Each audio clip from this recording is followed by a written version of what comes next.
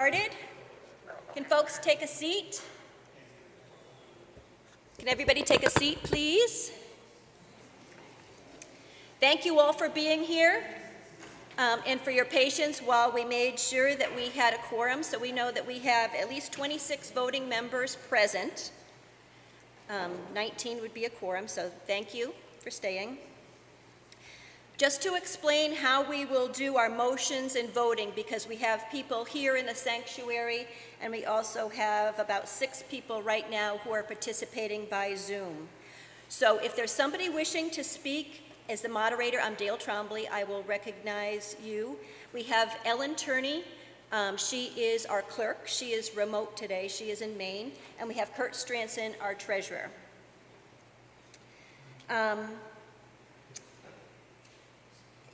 If you wish to speak, raise your hand, and I will recognize you. We will do votes by roll call, where Ellen will be calling off each person for a vote of yes, no, or abstain, so that she can record those votes. And at the end, we'll make sure that if your name was not called and you're here, please make sure you let us know so that we can add you.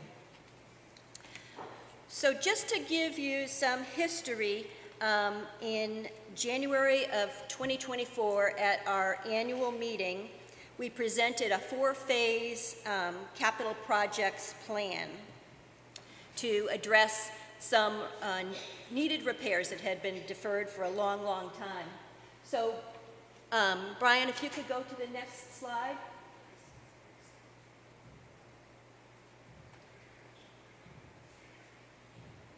Which shows our 4 phases.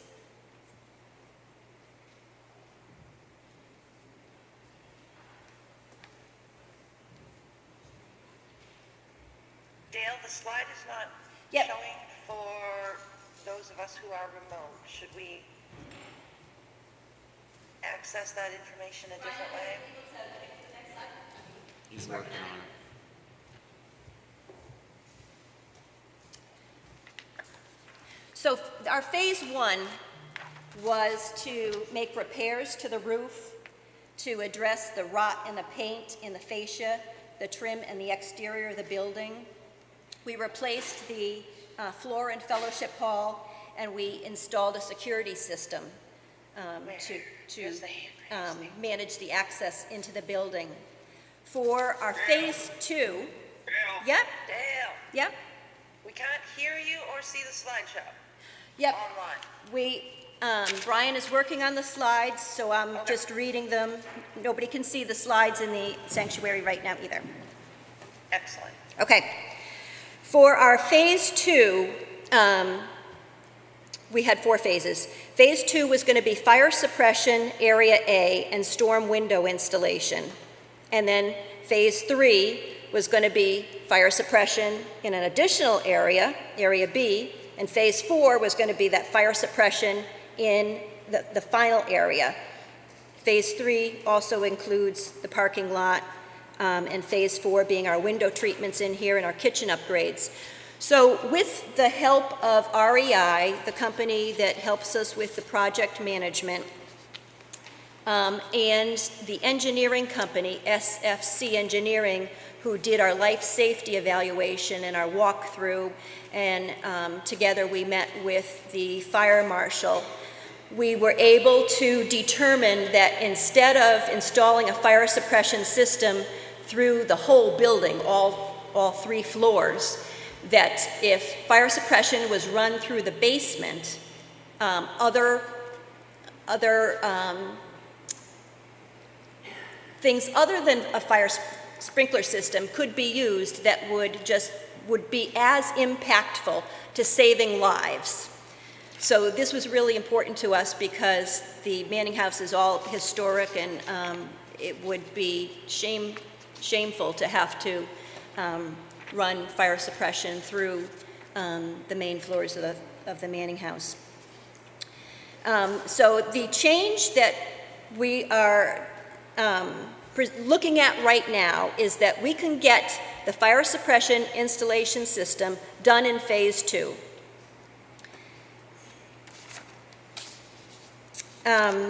What it involves, it's very complicated, because first, the excavation contractor that we've been using for all of the work that's been done around the building has to bring the water supply from that corner, the Clark and Elm Street corner, into the building, and they're going to go into the building in the basement, right in that restroom at the bottom of the stairwell that hasn't been used for years. And then the water main is going to run through the ceiling of Fellowship Hall, through the length of this building, of this area. It's going to make a turn and go down, now we're talking about the basement level, so towards the classrooms, all the way out through the Manning House basement. And then also there's going to be a leg that goes up the hall with the classrooms. So it involves getting the water to the building, demolishing all of the ceiling tiles that you see, so that's a different contractor, having the sprinkler company actually install, and then putting up a new suspended ceiling. All the electrical that's involved, disconnecting things and putting them back to connecting them again so that they work properly afterwards, and making sure that our fire alarm system during this construction is properly managed. Those contractors are ready to go. Dino Construction can begin in September. We have a wedding reception that is scheduled in Fellowship Hall for August 3rd, but immediately after we should be able to begin the work.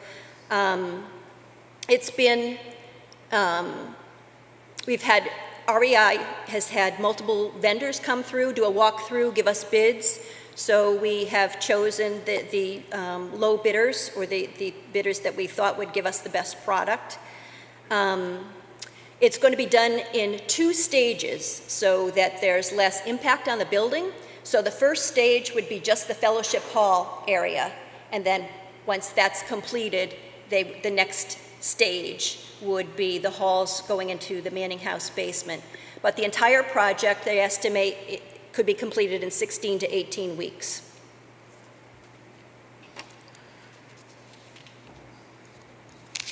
Any questions so far?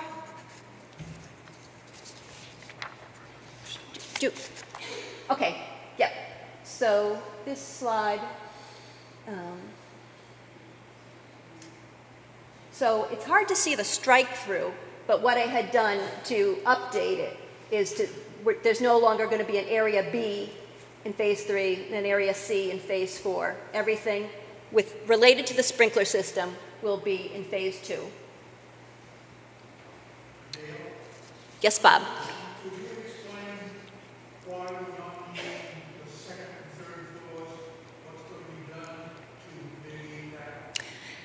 Yes. So the fire marshal, working with the SFC engineer, determined that you could have a greater impact on actually saving people in the event of a fire if you look at enclosing the stairwells, which is a code requirement for any new construction now. Any stairwell that serves more than 2 floors has to be totally closed off so that fire will not go up through the stairwell up to through higher floors. In addition, there are audio and visual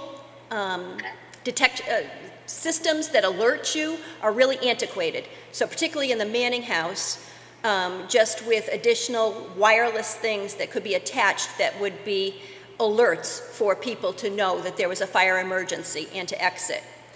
We're also looking at another aspect of this phase is to have an architect come in and do a design for us to actually design how the stairwells would be closed off.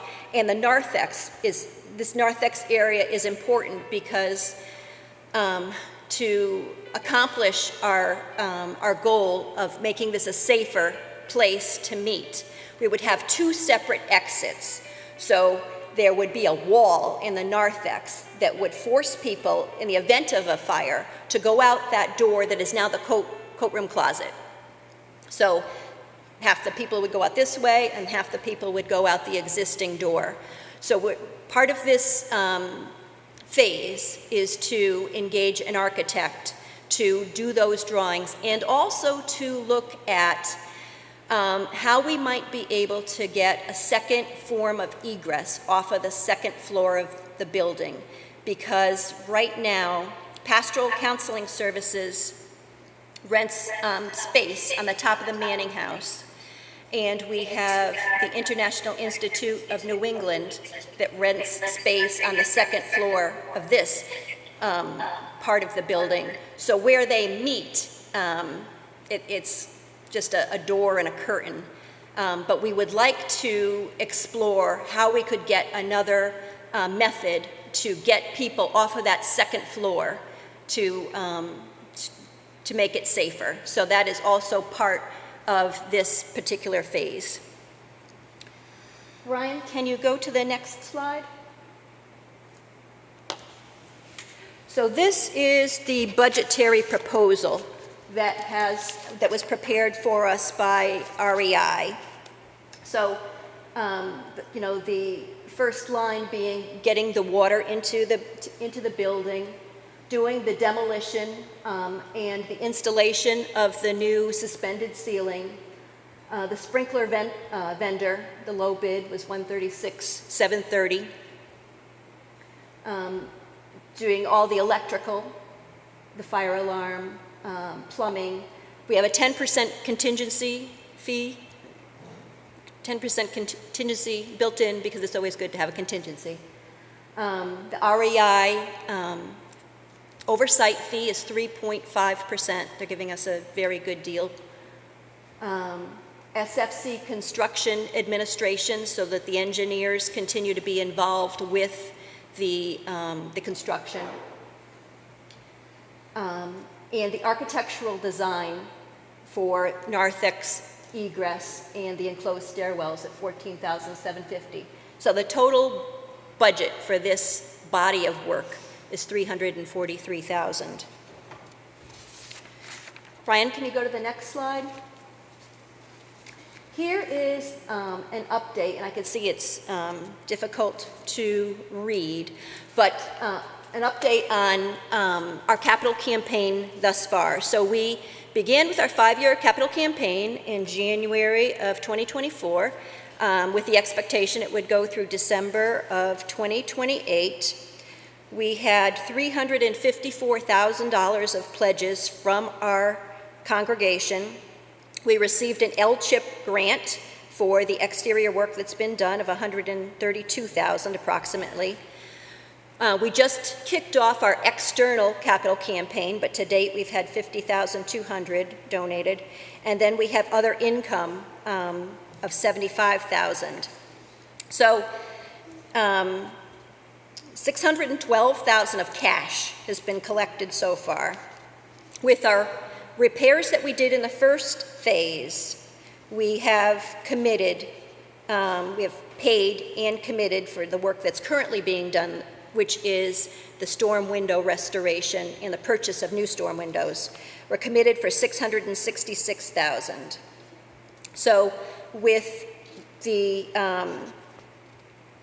pledges that are coming in and have already been collected, minus what we have already paid and what we are obligated to pay for work done, we have $71,000 of capital campaign cash. Well, $71,000 of net proceeds. Brian, can you turn to the next? Oh, it's on the same slide. Sorry, go back. The cash balance for the capital campaign is $155,000. We have our Bank of New Hampshire line of credit available, so we've only used $13,000 of that. In our annual meeting in January of 2024, we were authorized $591,000. So that's our line of credit. We have $578,203 left. So our funds availability is $662,000. And we're asking at this point to go forward with the installation of the sprinkler system and the architectural work, which would cost $343,000. Brian, you want to go to the next slide?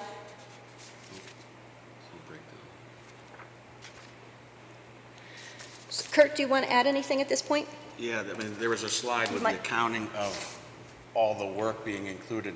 So the amount for the 343,000 included water service from Clark Street into the building, demo and installation of the new spleen ceiling, the sprinkling vendor, electrical, the fire alarm, plumbing, contingency, REI's fee, moving disposal cost, SPF construction admin, and the architectural design for Narthex egress. That's the 343,000.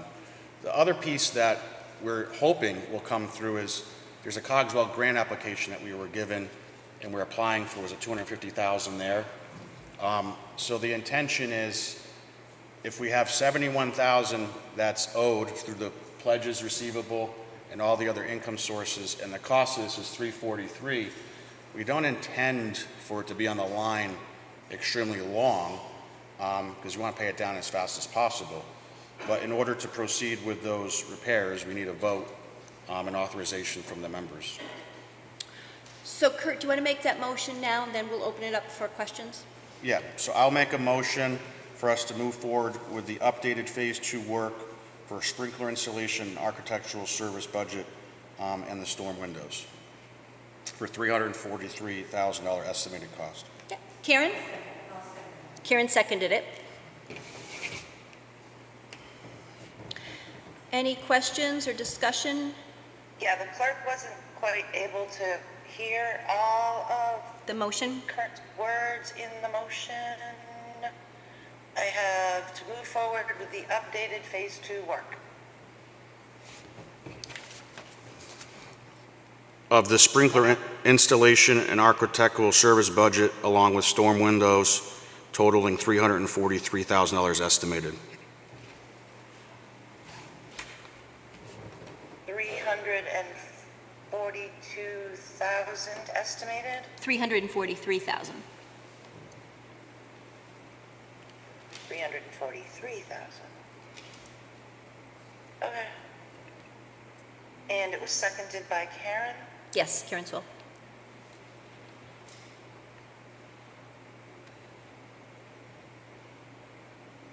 Discussion? Any discussion, questions? Jean? I'm wondering if the financing piece should be part of the motion. The financing piece is already, we already have a line of credit. Kurt, you want to go into the details of that? We have 2 years to spend it, and then it becomes Let me speak over here. We took out the line of credit last summer. so we have 24 months from, I think, August of last summer to use the line of credit totaling $591,000, and then it converts to a payable just loan. They did offer us, if we needed to extend that, if the project went longer, they would give us an option to extend the use of the line of credit, but we did approve the use of that line of credit at the annual meeting in January 2024, which I think addresses your question, if we have authorization to use the line. Any other, Amara? I just was curious how long a project they think it is. I don't like to say exactly like how long it will take.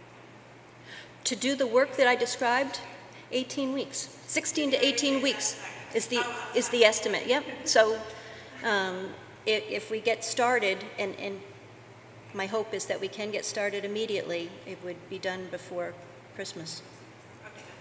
I think the second part of that is there's no really good time to do that type of work.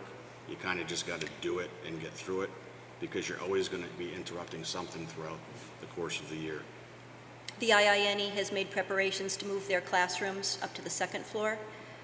And just a heads up, we're going to lose storage space, and we're going to have to do some clean out to open up these spaces, particularly the Manning House basement, so that the construction workers can access the ceiling as they need to. All right, are we ready to move the question? I'm worried that we're not going to be able to hear Ellen. Ellen, can you, now you're muted. So, I wasn't, hello? Hi? okay, now you're good. Okay, hi. So as Dale explained, if people have joined later, at the end, we'll have the opportunity to add you all in to make sure everyone's voice is heard. I will be calling the roll vote by alphabetical last name. And we're going to start with Dr. Loretta Brady. She said aye. Brian Brady. Yes. Heather Bridges. Yes. Amber Nicole Kanan. And she Yeah, she said yes. David Kanan. Present. Martha Cushing. What's, Martha left. Martha left. Okay. Jean. Yes. Jean. Jean said yes. This done. Sis? Sis is a yes.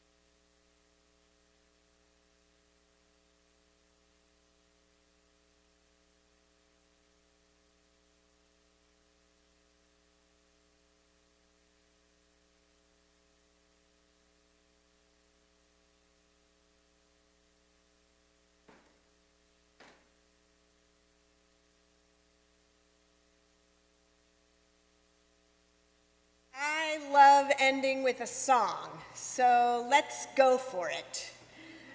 Let's try.